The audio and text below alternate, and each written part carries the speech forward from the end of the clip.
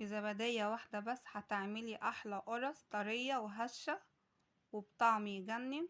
وصفة سهلة وسريعة والنتيجة مضمونة من اول مرة. شايفين جمال القرص؟ شايفين اللون الجميل بتاعها ده؟ ومن كيلو واحد بس عملت الكمية اللي حضراتكم شايفينها دي. شايفين الجمال؟ وشايفينها قد ايه هي طرية، وشايفين قد ايه هي هشة، شايفين قد ايه طرية، وشايفين واخدة لون جميل من فوق ومن تحت. شايفين قلبها بقى هاشش قد ايه؟ ده اللي انا كنت بحكي لكم عليه في اول الفيديو. مش هطول عليكم عشان نشوف الطريقة الجميلة البسيطة دي، وما تنسوش تدعموني باللايك والاشتراك. ويلا بينا نشوف الطريقة. اول حاجة انا معايا هنا كيلو دقيق منخول، تمام. وبعد كده حبايبي ومعايا باكو خميرة كامل، تمام. وبعد كده الخطوة اللي جاية انا هنا معايا باكو باودر، بيكل باودر كامل، تمام. بعد كده حبايبي معايا هنا 3 معالق كبار سكر عادي. وبعد كده معايا 3 معالق كبار سمسم، تمام كده. بعد كده معايا معلقة صغيرة ملح، تمام. بعد كده هقلب كل الحاجات الجافة دي في قلب بعض. وبعد كده حبايبي الخطوة اللي جاية بقى انا معايا هنا كوباية مية دافية، ده اول مج معانا، تمام. المية هنا لازم تبقى دافية علشان خاطر احنا حاطين مستخدمين خميرة. ومعايا هنا معلقتين خل. بس هقلب بقى المية في قلب الدقيق كده في الاول لحد ما يتشرب كده معايا، وانه بعد كده هنبدأ نعجن.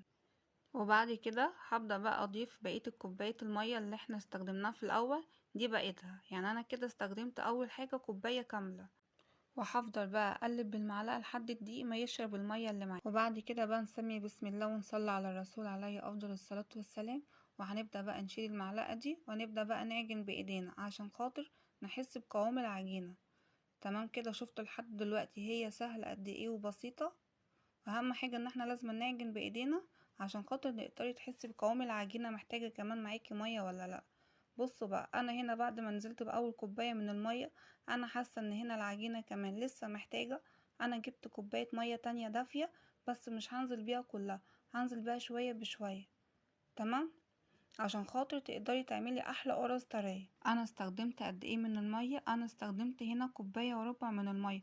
وطبعا هنا بيرجع على حسب نوع الدقيق، على حسب النوع اللي انتي بتستخدميه، مش كل الدقيق بيبقى زي بعضه، تمام. بعد كده انا وصلت هنا لقوام العجين اللي انا عايزاه. وانا هنا معايا علبة زبادي بلدي زي ما حضراتكم شايفين كده. انا ضفتها على العجينة بعد ما اتشربت وبعد ما عجنتها. احنا هنا لما بننزل بالزبادي بتحسي ان العجينة طرية. لو حسيتها ان هي طرية معاكي زيادة عن اللزوم نزودلها شوية دقيق. وانا هنا مستخدمة نص كوباية من السمنة، ضفتها على الدقيق بعد ما شربت الزبادي في قلب العجينة، تمام كده حبايبي. شفتوا قد ايه هي طريقتها سهلة وبسيطة ازاي. بعد كده انا هبدأ بقى اشرب السمنة في قلب العجينة. هنفضل نعجن لحد السمنة ما تختفي تماما. شايفين شكلها بعد العجينة ما شربت السمنة؟ شايفينها قد ايه هي طرية؟ وبعد كده حبايبي انا هسيبها هنا تخمر لمدة نص ساعة، تمام. هغطيها كده الاول بس وهنركنها بقى لحد ما تخمر. وكده يا حبايبي بعد ما رجعنا للعجينة بعد ما خمرت بعد نص ساعة، شايفين شكلها اتضاعف ازاي. واهم حاجة نمشي بنفس الخطوات. وهبدأ اجهز هنا الصينية بعد العجينة ما خمرت زي ما انتوا شايفينها كده عشان خاطر اقطع فيها العجين شكل كور زي ما حضراتكم شايفين كده. شايفين شكل التقطيع؟ هعمل كمان معاكم واحدة تانية عشان تعرفي ازاي تقطعي القرص بالشكل ده بكل سهولة، تمام كده. وهعمل معاكم كمان واحدة تالتة. شايفين الطريقة سهلة ازاي وبسيطة. وبعد كده بقى حاملة الصينية وهرجع لكم تاني عشان نقدر نعمل احلى قرص. كده بعد ما مليت الصينية معانا بالشكل اللي حضراتكم شايفين ده، وانا هنا معايا صينية فاضية مش دهنها اي حاجة زي ما حضراتكم شايفين كده. وبعد كده هجيب العجينة اللي انا قطعتها قدامكم واحطها في قلب الصينية، هنبدأ نبططها بالشكل ده. شايفين العجينة بتتفرد بكل سهولة ازاي عشان مكوناتها مظبوطة 100%. يعني تقدري تعملها وانتي مغمضة عينك كده. شايفين يا حبايبي جمال القرص بتتفرد بكل سهوله ازاي والعجينه طريه قد ايه في ايديا.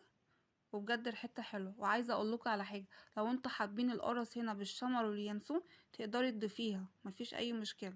كده بعد ما مليت اول صينيه بالشكل اللي حضراتكم شايفينه ده انا هسيبها تخمر لتاني مره، تمام. اهم حاجه نسيبها ترتاح في التخمير عشان تطلع معاكي هشه وطريه ما تكونش تقيله. شايفين القرص هنا بعد ما سبتها استريحت وخمرت لمدة نص ساعة لتاني مرة، حجمها اتضاعف ازاي. يلا بينا ندخلها الفرن. بسم الله ما شاء الله. كده بعد ما طلعت من الفرن شايفينها قد ايه، طلعت قد ايه عالية، شايفين اللون الجميل ده.